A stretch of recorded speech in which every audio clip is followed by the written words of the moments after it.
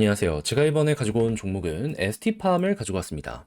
최근 좀 좋았다가 또 조정이 나왔죠. 근데 과거부터 나왔던 여러 가지 내용을 생각을 하면 전 여기 위치에 대해서 그렇게 나쁘게 생각할 건 없다라고 생각을 하거든요.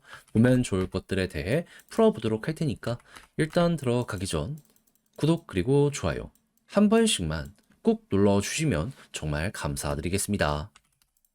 자, 일단 ST팜 어떤 사업을 한다? 제네릭도 만들고요. 의약품, 원료도 생산해서 판매하고요. 이외에도 위탁 생산도 합니다. 그래서 예전에도 코로나 관련 치료제 위탁 생산 이런 거 관련으로 해가지고 되게 많이 영향을 받으면서 급등하는 모습 보여주곤 해왔었잖아요. 그래서 지금 이 순간은 이렇게를 좀 우선적으로 봐야 될 필요가 있다라고 알아두셔야 된다는 거죠. 정확히 어떤 이유 때문에 이걸 봐야 된다. 지금 미국이 중국 압박을 계속하고 있죠. 그랬을 때 지금 뭐 펜타닐부터 해서 얘기가 많다 보니까 제약 쪽도 많이 좀 중국의 의존도를 낮추려는 미국의 모습이 보여지고 있단 말이죠. 그럼 미국 제약사 입장에서도 눈치를 보게 될 수밖에 없기 때문에 중국으로 갔던 물량을 외부로 이렇게 이동을 시키려고 할 텐데 어느 쪽으로 먼저 갈까요? 가격 생각하면은 인도가 맞긴 하거든요.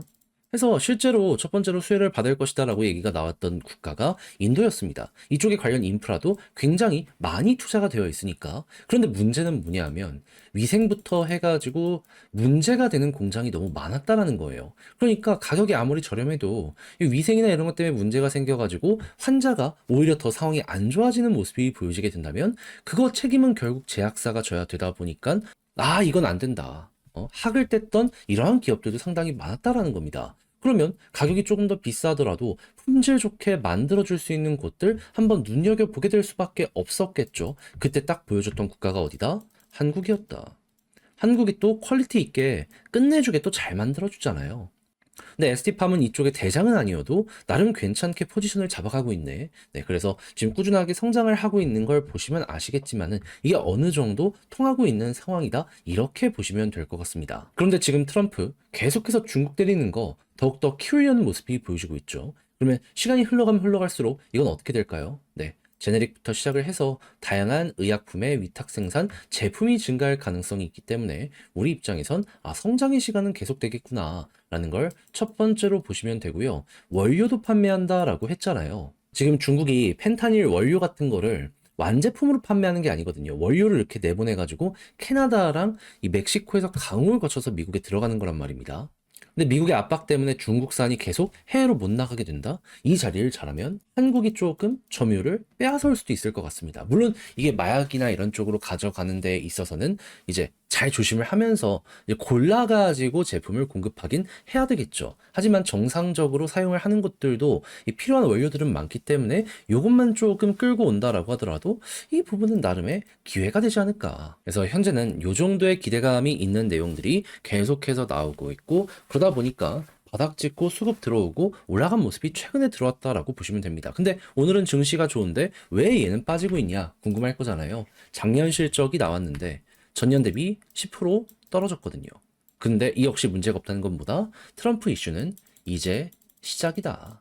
그러니까 본 게임은 올해부터가 될 수 있는 거죠. 정확히 25년. 그래서 하락이 나와도 제한적이고 나름 괜찮게 지금 이 순간에도 수급을 꾸준하게 넣는 이들이 발생을 하고 있는 것이 아닌가 여기에 대한 그렇게 생각해 볼 수 있을 것 같습니다. 그러면 이제 큰 손들을 어떻게 보고 있는지 참고해 보도록 하면 지금 외국인 기관 계속 사들이고 있고 개인들 던지고 있잖아요. 그럼 이게 이어지게 된다면은 여기 박스권 돌파 얼마 안 남았다라고 생각을 하면서 우선 편하게 접근 한번 해보시면 될 것 같고요.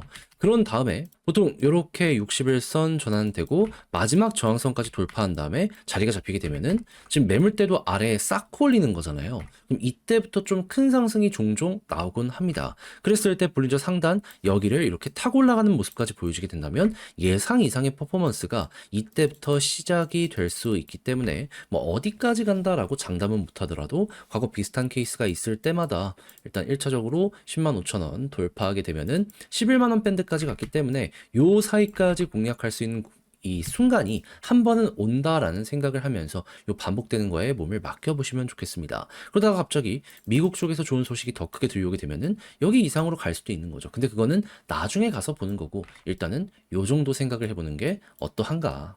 자, 그러면 지금 본 걸 바탕으로 글로 쓰면서 영상 최종적으로 마무리까지 한번 해보도록 하자면요. 일단 첫 번째 나오는 뉴스를 봤을 때 중국을 압박하는 미국의 움직임이 커지게 되면 될수록 한국이 수혜를 받을 가능성이 높은데 그중 하나가 누구다? ST팜이고 그랬을 때 성장의 시간은 25년부터가 진짜일 수 있다.